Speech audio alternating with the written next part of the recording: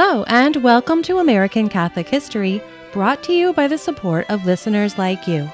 If you like this podcast and would like to support our work, please visit americancatholichistory.org/support. I'm Noelle Heaster-Crow. And I'm Tom Crow. Today we're talking about the first woman's religious community in the United States, the Carmel of Port Tobacco, Maryland. They certainly were the first because, well, they came over and established their Carmel within a short time after such a thing became legal in the United States. Much earlier, and they would have been breaking the law. Now, before we get started, one thing right off the bat, the name, Port Tobacco. It's an odd name for a place where Carmelites put down roots. It does sound odd, but let's clear that up with some history. First, yes, it does have reference to tobacco being the dominant cash crop in the region when the town became prominent. Yes, and shortly after the arrival of the English Catholic settlers in the 1630s, Port Tobacco grew to be the second largest city in the colony. It was, at the time, a port city on the Potomac River. And the Potomac is very wide at this point, a few miles wide, as it nears the Chesapeake Bay. But the name didn't just come from the fact that it was an important port city, and the major product that went through it was tobacco. There was also the happy accident that one of the native tribes in the region was known as the Potopoco, and the river that flowed into the Potomac at the point where the town stood was named for this tribe. Or maybe the tribe was named for the river. Either way, between Potopoco being a prominent name in the region, the town being a port city, and the main crop being tobacco, Port Tobacco it was. Nowadays, of course, the city is several miles inland due to the water course changing and silting of the mouth of the Port Tobacco River. Plus, tobacco is no longer a major crop in the area, but the name remains. So that's the Port Tobacco part of the story. Now for how Carmelites ended up in such a random place. Well, in the providence of God, nothing is random. Well, that's true. No matter how hard it can be to believe at times. Yeah, seriously.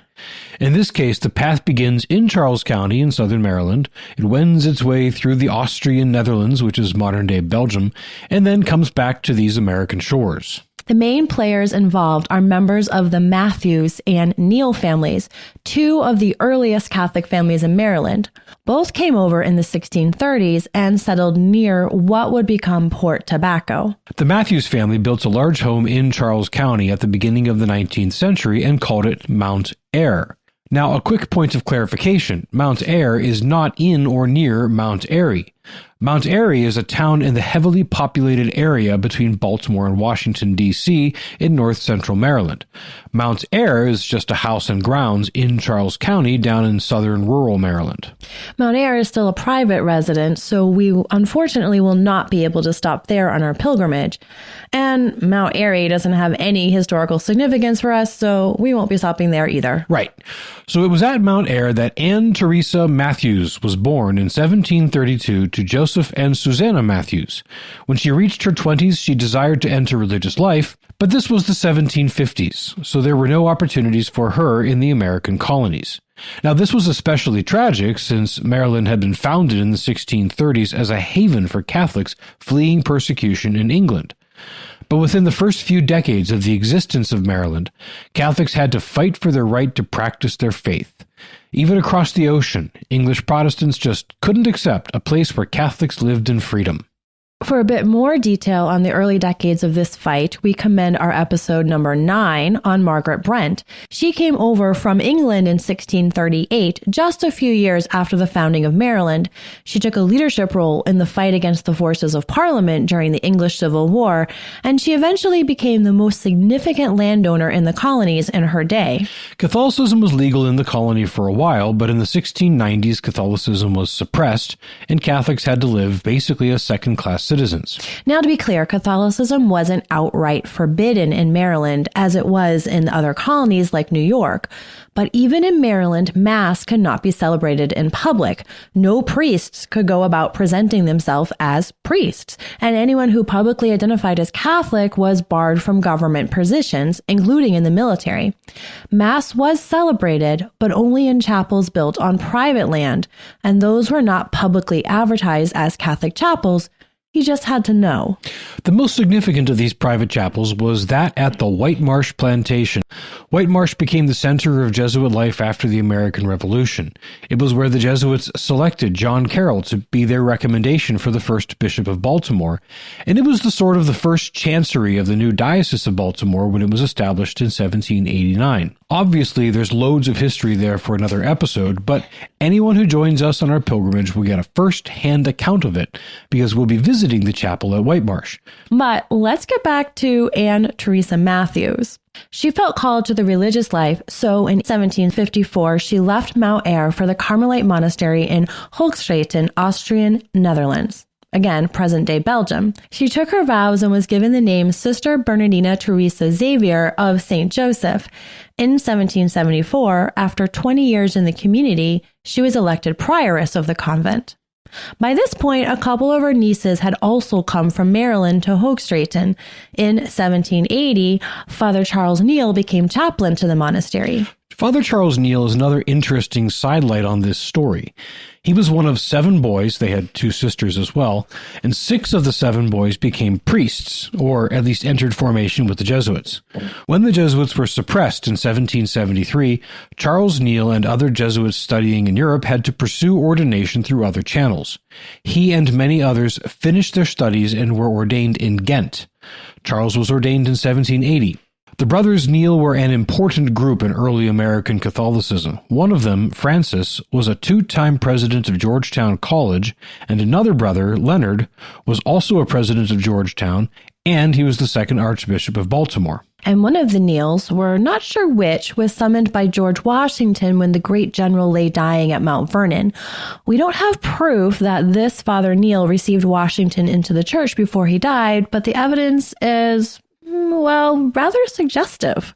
We talked about that a bit in episode 85, and Mount Vernon is on our pilgrimage itinerary. The Neale and Matthews families also had at least one marriage between them. Mother Bernardina's brother, William, married one of Father Charles's sisters, Mary. Yes, William and Mary. So Father Charles was the uncle to those Carmelite sisters, who were sisters on their mother's side. Got it? Whatever. The point is, the Neales and Matthews were both prominent families whose names will no doubt come up more in future episodes. Man, there's so many interconnections when talking about these early days in Maryland. But back to our narrative. Things were going pretty well for the Carmel and Hoogstraeten until about 1790. But then everything went nuts. As we've discussed in previous episodes, the end of the 1780s and the early 1790s were just a bad time for Catholics in France and Belgium, but they were a great boon to the church in America. The French Revolution caused many great Catholics to flee for their lives, and so America got the Trappists of Gethsemane, Bishop John Dubois, St. Rose Philippine Duchesne, Father Gabriel Richard, Bishop Benedict Joseph Flagey, Bishop Louis de Bourgh, and all the other Sulpicians, and many others. We've done episodes on a lot of those names already, and more will come. And then, as if the revolution in France weren't enough, the Holy Roman Emperor Joseph II began dissolving the monasteries in Belgium. But God provides, often in strange and ironic ways. Just as the devoutly Catholic parts of Europe were becoming inhospitable towards Catholics, America became the land of liberty. Right. For 150 years, Catholics had been fleeing from America to Europe for religious education and to join religious orders. Now the tables had turned 180 degrees. The new Constitution and the Bill of Rights became the law of the land in 1788, eliminating the anti-Catholic laws that had prevented women's religious orders from establishing monasteries. With the sudden shift in fortunes, Mother Bernardina's brother Ignatius, himself a priest, wrote to her and urged her to consider coming back to Maryland to establish a monastery near their home. The decision didn't take long. In May of 1790, Mother Bernardina and her 2 nieces, Sister Mary Aloysia and Sister Mary Eleonora, along with Sister Claire Joseph, who was originally from England, boarded a ship with Father Charles Neale and sailed for America. They were received warmly by family in Port Tobacco. A plot of land was made available for them, and in October of 1790, the Mount Carmel Monastery was established in its present location in Port Tobacco, Maryland. This establishment made them the first women's religious community in the new United States. Now, it's important to note that this wasn't the first religious community in what is now the United States. Ursuline sisters had established a convent in New Orleans in 1727. However, in 1790, New Orleans wasn't yet part of the U.S. It wouldn't be so until the Louisiana Purchase in 1803. Exactly. New Orleans was under either French or Spanish rule until then, and both of those were, of course, Catholic countries. The sisters at Port Tobacco quickly gained more vocations, and they prospered at first. Mother Bernardina, who was 58 when the sisters came over in 1790, died at 68 in 1800. At that time, the monastery had 14 sisters, and things were growing. By 1807, there were 20, and by 1831, there were 24. But things didn't remain easy and smooth for the sisters. Their beloved chaplain, Father Charles Neale, also died in 1823. During the 1820s, their buildings deteriorated due to neglect, and their fortunes faded with agricultural difficulties. In 1831, things had gotten bad enough that Archbishop James Whitfield of Baltimore directed the Carmelites to abandon the monastery in Port Tobacco and reestablish themselves within the city of Baltimore. There, with Vatican approval, they operated a school to help support themselves. The Carmelites prospered in Baltimore, while the Port Tobacco Monastery sat abandoned and neglected. It was not, however, forgotten. Carmelites across the country maintained a love for the Port Tobacco Monastery as the first one in the country, and the locals certainly missed the sisters. The property was sold to a local farmer, but he didn't bother the old structures. Locals still called it the monastery, and there were faint hopes that someday the Carmelites would return to Port Tobacco. In 1933, this lingering dream took on some reality when a woman named Mary Talbot and her daughter Isabel came to see how the old monastery was getting along. They found only 2 buildings remaining after those 100 years, and those 2 were on the point of collapse. They were determined that this sacred place should not disappear and be forgotten, so they mounted a preservation campaign with the hope of restoring or reconstructing the buildings on the site and to establish it as a shrine. They even hoped that one day, due to their efforts, the nuns might come back. They formed the Restorers of Mount Carmel in Maryland and embarked on fundraising campaigns. Planning and laboring to make it all happen took many years, but it all kicked off with the approval and support of the Archbishop of Baltimore, Michael Joseph Curley. Within a few years, the main monastery building was restored and several other buildings were reconstructed. In 1954, a new chapel was dedicated. And then, in 1976, 43 years after the restoration began, the happy day arrived.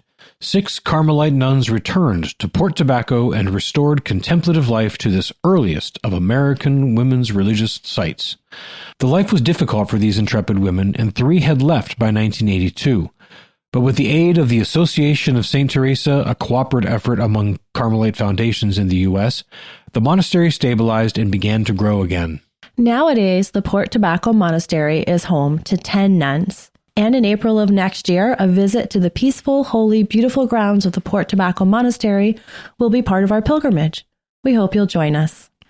This has been American Catholic History. If you enjoy American Catholic History, please become a supporter at americancatholichistory.org/support. Also on our website, sign up for our newsletter, learn more about today's topic, see about our pilgrimages, and find other great stories from American Catholic history. We also love the great reviews our listeners leave.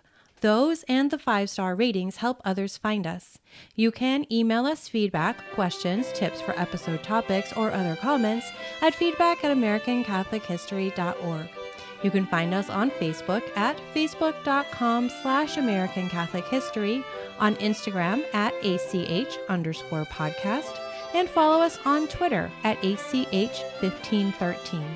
I'm Noelle Hoogstraeten. And I'm Tom Crow. Thank you once again for joining us on American Catholic History, made possible by listeners like you.